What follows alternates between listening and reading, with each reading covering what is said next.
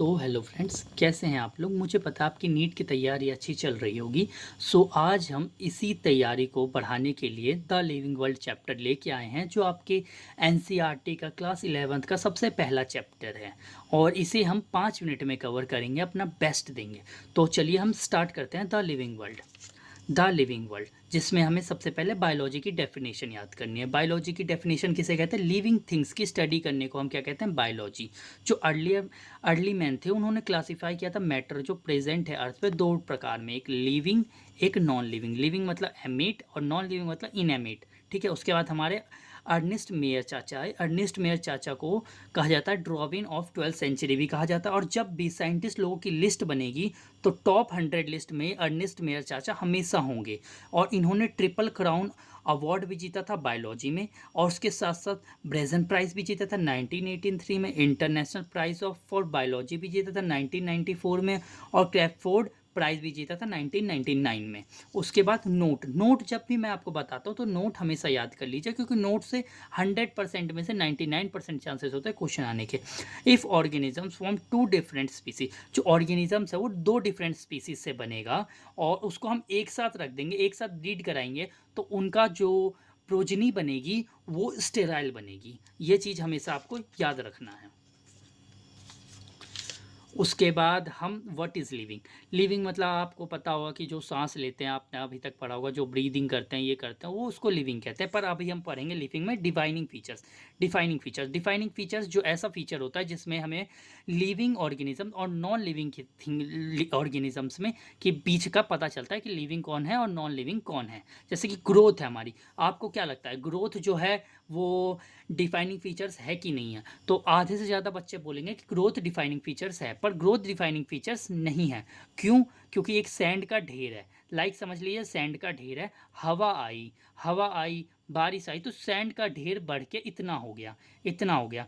तो इसका मतलब जो नॉन लिविंग थिंग्स है वो भी ग्रोथ कर रहे हैं, बाई एडिशनल कर रहे हैं, कैसे भी कर रहे हैं, पर ग्रोथ कर रहे हैं। और दूसरा हम आया रिप्रोडक्शन। जैसे कि आपको पिछले ही बताया कि हमने ब्रीड किया, एक साथ रखा प्रोजेनी को, तो वो स्टेराइल हुआ। वैसे ही लिविंग थिंग्स बहुत सारे होते हैं जो रिप्रोड्यूस नहीं कर सकते, इसलिए रिप्रोडक्शन भी डिफाइनिंग फीचर्स नहीं है। उसके बाद आया मेटाबॉलिज्म 100%। ये जहां आपको दिख जाए आंख बंद करके टिक मार दो, क्योंकि ये डिफाइनिंग फीचर्स है तो है। उसके बाद आया कॉन्शियसनेस जो है वो भी डिफाइनिंग फीचर्स है। बट यहाँ पे स्टार एक क्वेश्चन बनता है कि सेल्फ कॉन्शियसनेस जो है वो डिफाइनिंग फीचर्स नहीं है।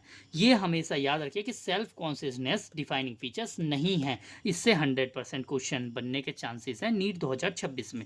उसके बाद हम कहते हैं कि जितने टाइप्स की स्पीसीज़ हैं, मतलब ऑल ओवर वर्ल्ड में, वो कितनी है? 1.7 टू लेके 1.8 मिलियन। मतलब इसको हम राउंड ऑफ करके बोलेंगे तो 17 लाख से लेके 18 लाख स्पीसीज़ हैं टिल डेट, आज की डेट तक, जो हमने कैलकुलेट करके आपको बताया है। और इसी को हम बायोडाइवर्सिटी कहते हैं। और एक चीज़ मैं आपको यही बता देना चाहता हूँ कि जो ये 17 से 18 लाख स्पीसीज़ है, इसको जब हम क्लासीफाई करते हैं, अकॉर्डिंग टू ऑर्डर में रखते हैं, तो इसको कैटेगरी को हम कहते हैं टैक्सा। इसको हमेशा अभी याद रखिएगा, इसको हम आगे डिस्कस करेंगे।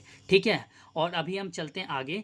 The process of naming different organism is nomenclature. जैसे कि हम किसी को नेम करते हैं, तो किसी भी बायो के हिसाब से किसी को नेम करेंगे तो उसे हम कहेंगे नोमेनक्लेचर। इसे हमें याद रखना है। उसके बाद हमारा प्लांट्स को जो नोमेनक्लेचर मतलब जो नाम देते हैं वो देते हैं ICBM, international code for botanical nomenclature. और जो एनिमल्स को देते हैं ICZN, international code of zoological nomenclature. इसे याद रखना है आपको। उसके बाद हम आए बाइनोमियल नोमेनक्लेचर किसने दिया था? लीनियस चाचा ने हमें दिया था बाइनोमियस नोमेनक्लेचर। सर पे लगाइए चमेली का तेल और घुस जाइए नाम में बाइनोमियल। बाय मतलब दो, जो बाइनोमियल जो पहला होगा वो होगा जीनस, ठीक है, और जो दूसरा होगा वो होगा स्पीसीज। ये हमेशा याद रखना है। जैसे एग्जांपल हो गया मैग्नीफेरा इंडिका। मैग्नीफेरा जो हो गया वो जीनस हो गया, इंडिका जो हो गया स्पीसीज हो गया। जो जीनस होगा उसे हमें ऑलवेज कैपिटल में लिखेंगे और स्पीसीज को ऑलवेज हम लोअर केस में लिखेंगे। और इसी के साथ साथ जैसे हम मैग्नीफेरा इंडिका मैंगो का नाम है, और इसी को हमने पीछे साइंटिस्ट का नाम लगा दिया लिन, तो ये हो गया साइंटिस्ट नेम, ये पूरा नाम हो गया मैग्नीफेरा इंडिका लिन। उसके बाद जैसे कि आपको और बता दूं मैं कि जीनस और स्पीसीज को हम अंडरलाइन करते हैं। ये चीज़ हमेशा आपको याद रखनी है। मैंने लिखा नहीं है पर मैं आपको बता देना चाहता हूँ।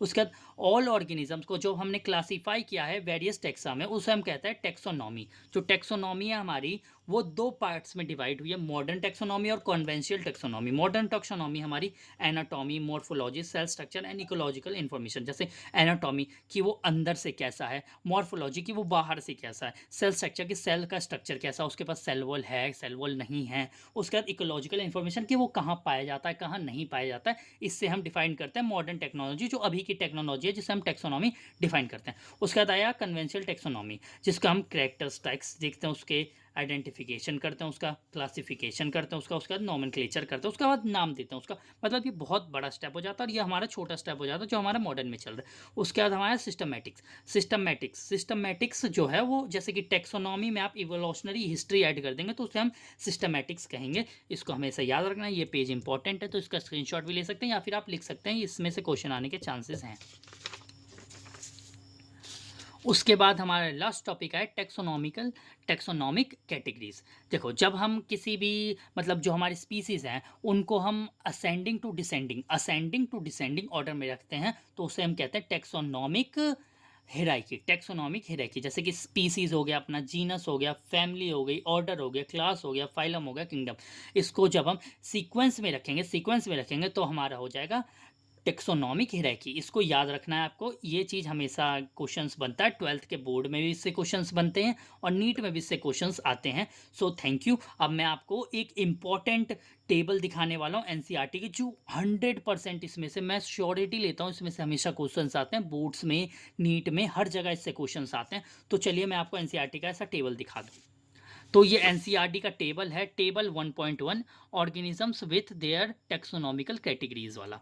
देखो, जिसमें कॉमन नेम लिख रखा है, बायोलॉजिकल नेम लिख रखा है, जीनस लिख रखा है, फैमिली लिख रखा है, ऑर्डर लिख रखा है, क्लास लिख रखा है, फाइलम एंड डिवीजन लिख रखा है। जैसे कि मैन का हो गया होमोसेपियन, होमोक्वाड्रेट, प्रिमिटा, मैमेलिया, क्वाड्रेटा। इस टेबल को आपको हमेशा याद रखना है, इस टेबल से हमेशा क्वेश्चन आते हैं, इसमें 5 स्टार लगा लीजिए आप लोग। ये टेबल हमेशा आपको याद रहनी चाहिए। So that's for all for this video. अब मिलते हैं आपको किसी फास्टेस्ट रिवीजन सीरीज में अगले वीडियो में।